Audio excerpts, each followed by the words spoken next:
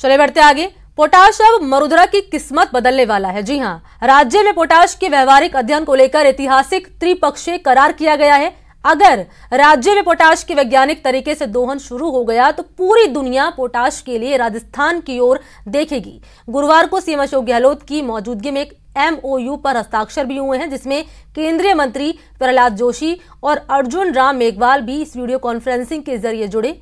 खास बात यह रही कि सॉल्यूशन माइनिंग तकनीक से प्रदेश में पोटाश का दहन किया जाएगा, जो पहली बार राजस्थान में उपयोग होगी। मुख्यमंत्री अशोक गहलोत ने इस क्षण को ऐतिहासिक बताया है। रखकर के ये जो क्षण है आज का, ये बहुत ही कहना चाहिए कि गर्व करने का है, क्योंकि अगर वास्तव में हम लोग कामयाब हो जाते हैं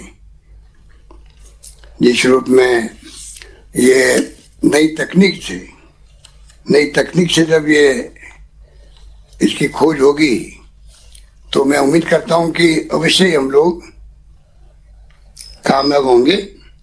और पोटाश जब मिल गया, अगर मान लीजिए हनुमानगढ़ में, बीकानेर के अंदर, विभिन्न भागों के अंदर, उसके बाद में कोई कमी नहीं रहेगी।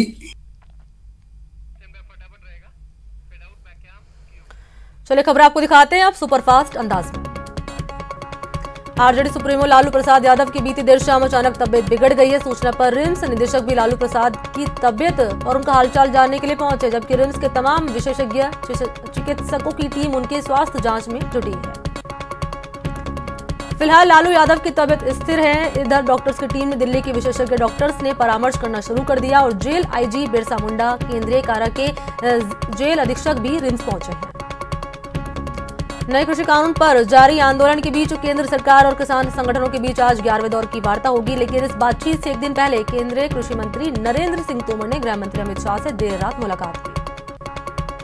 गुरुवार को किसान नेताओं ने बैठक के बाद यह ऐलान कर दिया है कि सरकार की तरफ से दिया गया प्रस्ताव भी उन्हें मंजूर नहीं है। किसान नेताओं ने तीनों कानूनों की पूर्ण रूप से वापसी करने की मांग की। ट्रैक्टर रैली को लेकर दिल्ली पुलिस और किसानों के बीच बैठक बेनतीजा रही, कोई निष्कर्ष नहीं निकला। किसानों का कहना है कि पुलिस ने दिल्ली में घुसने के लिए परमिशन देने से इनकार कर दिया है, जबकि किसान दिल्ली में रैली निकालना चाहते हैं।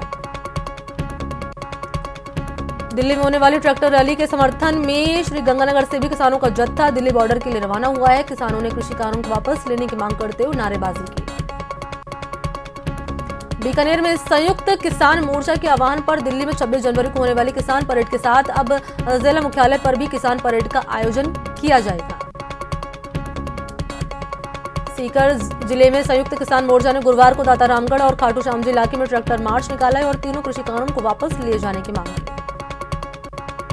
अलवर में शाहजहांपुर बॉर्डर के खेड़ा पॉइंट पर प्रदेश के किसान 43 दिन से यहाँ डेरा डाले हुए हैं। गुरुवार को यहाँ किसान महापंचायत का आयोजन भी हुआ, जिसमें मानखेड़ा कटुमर के एक बुजुर्ग किसान ने केंद्र सरकार को आत्मदाह की चेतावनी दी। महापंचायत को संबोधित करते हुए किसान मोहन सिंह ने कहा कि अगर केंद्र सरकार ने तीनों कृषि कानून वापस नहीं लिए तो 5 लीटर कैरोसिन का तेल छिड़ककर वो आत्मदाह कर लेंगे। किसान की धमकी के बाद जिला प्रशासन पूरी तरह से अलर्ट है। पुणे के सीरम इंस्टीट्यूट ऑफ इंडिया के नए प्लांट में आग लगी। हादसे में इंस्टीट्यूट के 5 कर्मचारियों की मौत हो गई। घटना के बाद महाराष्ट्र सरकार ने जांच के आदेश भी दे दिए हैं। महाराष्ट्र के मुख्यमंत्री उद्धव ठाकरे ने कहा है कि मैंने कलेक्टर और नगर निगम आयुक्त से बात कर ली है। सीरम प्लांट में हादसे पर पीएम मोदी ने ट्वीट करके दुख जताया। पीएम ने ट्वीट कर मृतकों के परिजनों के प्रति संवेदना जताई, साथ ही घायलों के जल्द स्वस्थ होने की कामना की। सीएम गहलोत ने भी ट्वीट कर सीरम हादसे पर दुख जताया। सीएम ने ट्वीट करके लिखा है कि शोक संतप्त परिवारों के प्रति मेरी हार्दिक संवेदना। हादसे को लेकर सीरम इंस्टीट्यूट के CEO आदर पूनावाला ने भी ट्वीट कर हादसे पर दुख जताया और ट्वीट करके लिखा कि दिवंगत के परिवार के सदस्यों के प्रति मेरी गहरी संवेदना है। प्रधानमंत्री नरेंद्र मोदी दूसरे चरण में कोरोना वैक्सीन लगवाएंगे। वैक्सीनेशन के दूसरे चरण में प्रधानमंत्री और राज्यों के मुख्यमंत्री को कोरोना का टीका लगाया जाएगा। आम लोगों में कोरोना के प्रति भरोसा जगाने के लिए प्रधानमंत्री और बाकी नेता वैक्सीन लगवाएंगे। बता दी कि टीकाकरण की शुरुआत वाले दिन खुद प्रधानमंत्री मोदी ने कहा था कि वैक्सीन के दूसरे चरण में 50 साल से ऊपर के लोगों को वैक्सीन लगाई जाएगी। देश में पिछले 24 घंटे में 15,233 नए केस सामने आए हैं। कोरोना के 152 लोगों की मौत हो गई है। 20,000 से ज्यादा लोग ठीक हो गए हैं। वडोदरा की बात करें तो यहाँ कोरोना के केस लगातार कम हो रहे हैं। 24 घंटे में 265 केस सामने आए कोरोना के, 2 की मौत हो गई है। कुल संक्रमित का आंकड़ा हो गया है 3,16,000 के पार। प्रधानमंत्री नरेंद्र मोदी 23 जनवरी को नेताजी सुभाष चंद्र बोस की 125वीं जयंती वर्ष के मौके पर पराक्रम दिवस समारोह को संबोधित करने के लिए कोलकाता जाएंगे। प्रधानमंत्री कोलकाता में विक्टोरिया मेमोरियल में पराक्रम दिवस समारोह के उद्घाटन समारोह की अध्यक्षता करेंगे। जयपुर में सीएम अशोक गहलोत आज केरल दौरे पर रहेंगे। शाम 5 बजे जयपुर से स्पेशल प्लेन से रवाना हो जाएंगे और रात 8 बजे तिरुवनंतपुरम पहुंचेंगे। कोरोना वैक्सीनेशन के मामले में राजस्थान पूरे देश में अव्वल है और सभी मानकों पर ग्रीन कैटेगरी में शामिल है।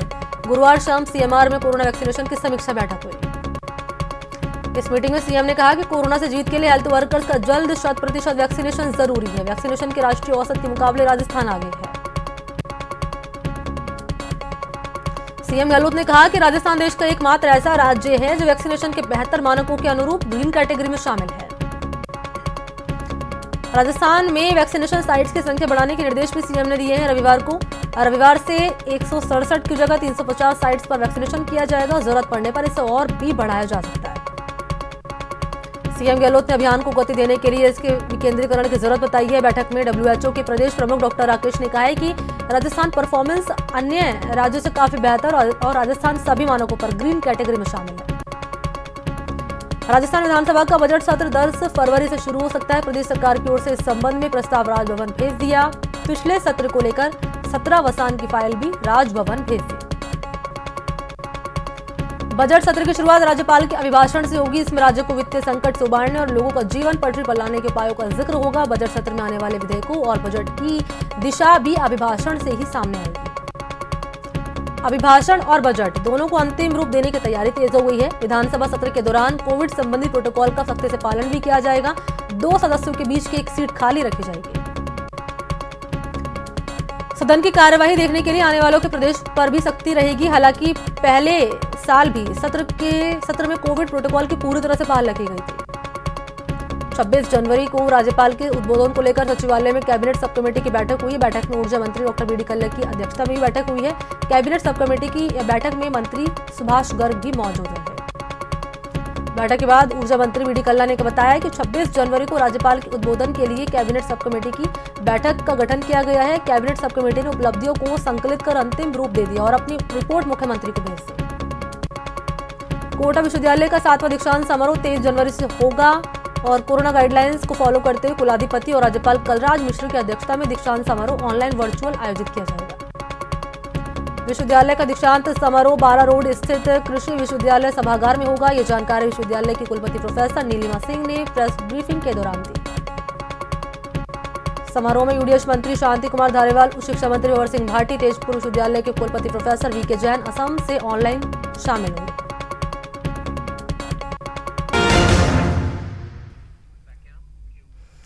चलिए ब्रेक के बाद अब खबरों के सिलसिले को आगे बढ़ाते हैं। चिकित्सा मंत्री डॉक्टर रघु शर्मा और परिवहन मंत्री प्रताप सिंह खाचरियावास गजेंद्र सिंह शेखावत के अंतिम संस्कार में भाग लेने के बाद जयपुर लौटते हुए कुछ देर के लिए चित्तौड़गढ़ रुके। उन्होंने कहा कि चित्तौड़गढ़ में 325 करोड़ की लागत से मेडिकल कॉलेज स्थापित किया जा रहा है, जिसका निर्माण कार्य आगामी मार्च के बाद शुरू किया जाएगा। कोरोना काल को लेकर सीएम की सराहना भी की गई है। वहीं खाचरियावास ने बीजेपी को झूठ और फरेब की राजनीति करने का आरोप भी लगाया। राज्यसभा सांसद किरोड़ी लाल मीणा ने दौसा के रामगढ़ पचवारा को पहुंचे। इस दौरान उन्होंने भ्रष्टाचार के खिलाफ धरना देते हुए जनसुनवाई भी की। इस दौरान किरोड़ी लाल का गुस्सा 7वें आसमान पर पहुंच गया जब उन्हें पता चला कि बिजली विभाग के अधिकारी पैसे लेकर वीसीआर रद्द करते हैं और उसके बाद मीणा आग बबूला हो गए। इसके बाद किरोड़ी लाल मीणा ने वहां मौजूद बिजली विभाग के अधिकारियों को जमकर लताड़ा और इस दौरान उन्होंने भी भरी भीड़ में बिजली विभाग के जेईएन का मोबाइल जब्त करने की बात कह दी। बीजेपी के प्रदेश प्रवक्ता रामगंज मंडी से विधायक मदन दिलावर ने राज्य सरकार पर एक बार फिर से हमला बोला। दिलावर ने कांग्रेस सरकार पर सरपंचों के अधिकारों को खत्म कर महात्मा गांधी के ग्राम स्वराज के सपने को भी चूर-चूर कर दिया। दिलावर ने बयान देते हुए कहा कि सरकार ने ग्राम पंचायतों में पीढ़ी खातों के माध्यम से विकास कार्यों की राशि देने का जो फैसला किया, उससे ग्रामीण क्षेत्रों का विकास अवरुद्ध हो जाएगा। अलवर में राज्य सरकार की ओर से सैनिक स्कूल के लिए भूमि आवंटित कर दी गई है। जिले में अब सैनिक स्कूल खुलने की उम्मीद बढ़ गई है। जिले के लिए साल 2013 में ही रक्षा मंत्रालय ने सैनिक स्कूल खोले जाने की मंजूरी दी थी, लेकिन राजनीतिक खींचतान के चलते स्कूल निर्माण पर ग्रहण लग गया था। चूरू के सुजानगढ़ में होने वाले निर्दलीय प्रत्याशियों ने एकजुटता का परिचय देते हुए जमालपुरा बास में बैठक की। बैठक में पार्षद प्रत्याशियों ने लोगों से इलाके के विकास के लिए दल और जात पात की राजनीति से ऊपर उठकर मतदान करने की अपील की। दौसा में पुलिस पार्टी पर हमला मामले में 15 नामजद समेत कुल 25 लोगों के खिलाफ राजकार्य में बाधा और मारपीट का मुकदमा दर्ज कर लिया गया है। पुलिस ने दबिश देकर 5 महिलाओं समेत कुल 7 लोगों को शांति भंग के आरोप में गिरफ्तार कर लिया। इस दौरान पुलिस से बचने के लिए उत्पात मचा रही महिलाएं भागती हुई नजर आई। पुलिस प्रशासन ने पाटन गांव के चारागाह भूमि से पक्के अतिक्रमण को भी हटवा लिया है। गुरुवार को दौसा के पाटन गांव में अतिक्रमण हटाने गई पुलिस प्रशासन पर ग्रामीणों ने हमला कर दिया था।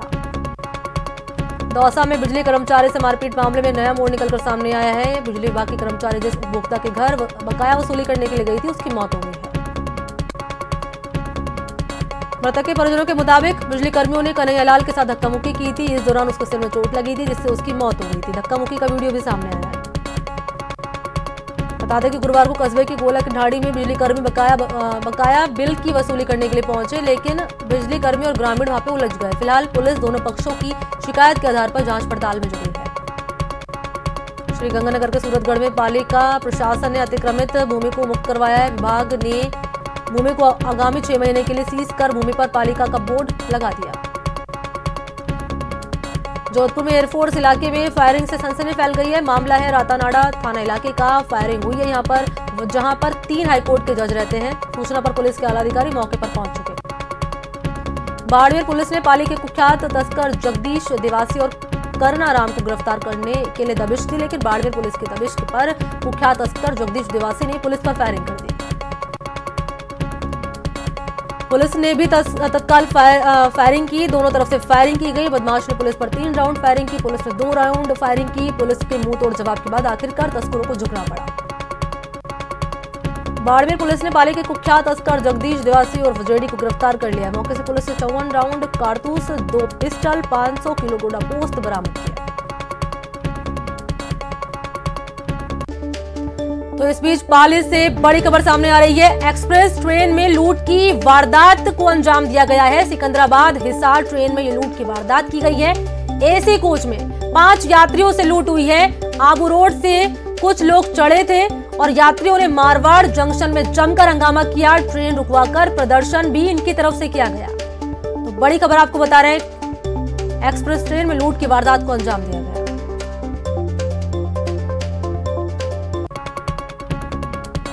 जयपुर में बगरू थाना पुलिस ने 3 शातिर अपहरणकर्ताओं को गिरफ्तार कर लिया है। गिरफ्तार आरोपियों ने झुंझुनू के सिंगाना इलाके से हथियार के बल पर एक युवती का अपहरण किया था। किडनैपर के कब्जे से पुलिस ने अपहृत युवती को मुक्त करवा लिया है। आरोपियों के पास से पुलिस ने देसी कट्टा समेत कई आपत्तिजनक सामान बरामद किए। बागरू थाना पुलिस ने बताया है कि गिरफ्तार आरोपी में से 2 आरोपी हरियाणा और एक अलवर जिले का निवासी है। आरोपियों को पुलिस ने बजरंग सिटी के पास से पीछा कर गिरफ्तार किया। बागरू थाना ने सिंघाना थाना पुलिस को मामले की सूचना दी थी। सीकर के पिपराली के देवनाडा गांव में हुई हत्या के मामले में एडीजे न्यायालय ने युवक की हत्या में उसकी पत्नी और उसके साले को दोषी करार दिया है। कोर्ट ने दोनों आरोपियों को 10 साल की सजा और 1 लाख का आर्थिक अर्थदंड भी लगाया है। अलवर में किताब की दुकान पर आईपीएस ने छापेमारी की। मामले में दुकानदार कमलेश को गिरफ्तार कर लिया। कोटा में एसीबी की टीम ने एमबीएस अस्पताल में हुए इंजेक्शन घोटाले मामले में 2 आरोपियों को गिरफ्तार कर लिया है और अस्पताल में इंजेक्शन घोटाला साल 2014 में सामने आया था। इंजेक्शन घोटाले में एसीबी की टीम ने तत्कालीन सेंट्रल स्टोर प्रभारी विनोद गुप्ता और बीपीएल दवा वितरण प्रभारी बालचंद पवार को गिरफ्तार कर लिया है। गिरफ्तारी के बाद एसीबी की टीम ने दोनों आरोपियों को एसीबी कोर्ट में पेश किया। कोर्ट ने दोनों आरोपियों को न्यायिक हिरासत में जेल भेज दिया। श्रीगंगानगर के जवाहर नगर थाना इलाके में एक 62 साल की बुजुर्ग महिला का शव संदिग्ध अवस्था में मिला है। मृतक महिला के दामाद उत्तराखंड के पूर्व मंत्री मनीष वर्मा हैं, जिसकी तहरीर पर पुलिस ने शव को अपने कब्जे में लेकर जांच शुरू कर दी। श्रीगंगानगर में रावला मंडी थाना पुलिस और बीएसएफ ने संयुक्त रूप से कार्रवाई करते हुए 7500 नशीली दवाइयों के साथ एक तस्कर को गिरफ्तार कर लिया। गिरफ्तार आरोपी की पहचान पंजाब निवासी 20 साल के हर वीरद्र के रूप में हुई।